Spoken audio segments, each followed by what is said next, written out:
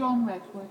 Madam Deputy Speaker, this debate is about power, and I think the front benches are misguided in thinking it will enhance ministerial power to seek to influence the way backbench business is conducted against the interests of all the backbenchers who've turned up and spoken in this debate today.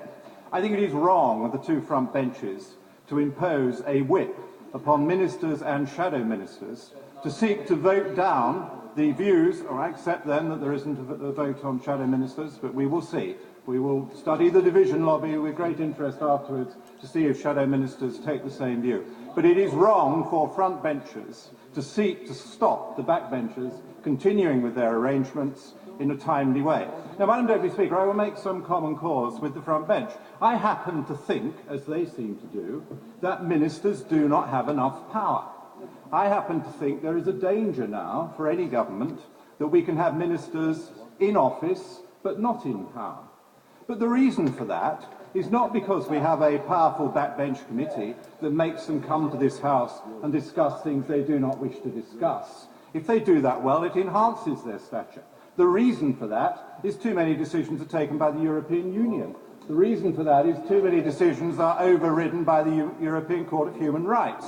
The reason for that is too many decisions are taken by independent quangos. We have the Environment Agency, we have the Bank of England, we have the UKFI. Ministers are very limited in what they can do. I would happily make common cause with the front bench in getting ministers more power.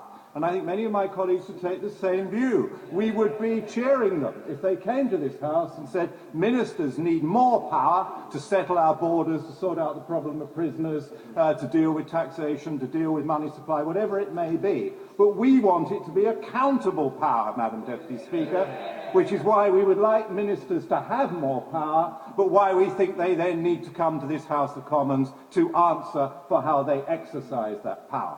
Ministers should get real, Madam Deputy Speaker.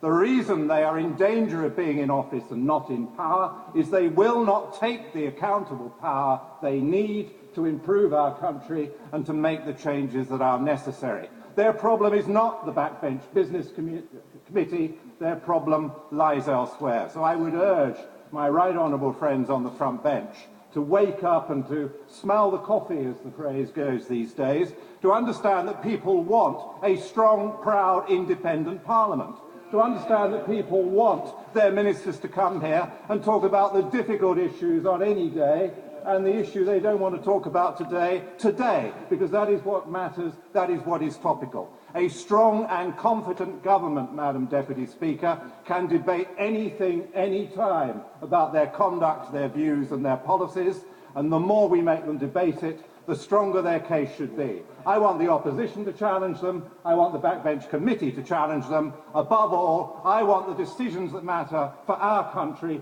to be made here by accountable ministers.